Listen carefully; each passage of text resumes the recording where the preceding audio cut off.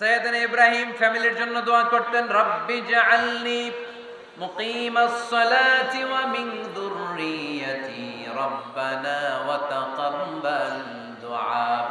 ও আল্লাহ, আপনি আমার নামাজ কায়েমকারী বানান, আমার কলিজার টুকরা সন্তান ইসমাইলকেও নামাজ কায়েমকারী বানান, আমার দোয়াটা আপনার দরবারে আপনি কবুল করে নেন। সুবহানাল্লাহ পড়েন।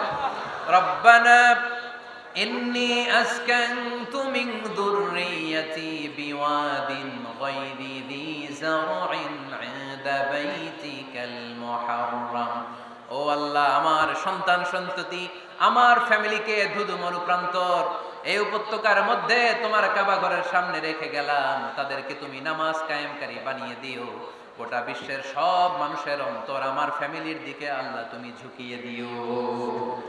ওয়ারযুকহুম মিনাস সামারাত, ফলমূল দিয়ে আল্লাহ তুমি তাদেরকে রিজিকের ব্যবস্থা করে দিও। তার মানে সব নবীরা তাদের পরিবারের সদস্যদের জন্য দোয়া করতেন কি করতেন না?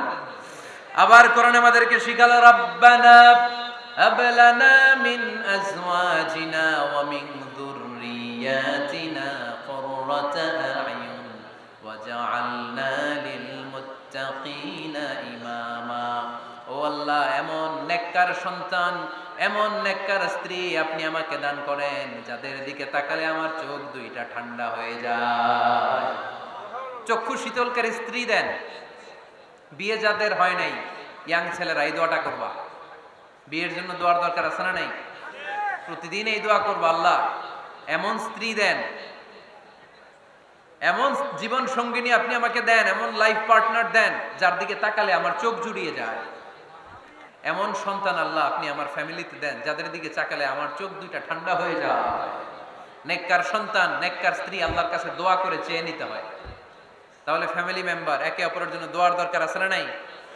বাবা দোয়া করবে ছেলের জন্য, ছেলে করবে বাবার জন্য, মা দোয়া করবে মেয়ের জন্য, মেয়ে করবে মায়ের জন্য, ভাই করবে বোনের জন্য, বোন করবে ভাইয়ের জন্য। দোয়ার দরকার আছে না নাই? দোয়া করবেন সবাই সবার জন্য।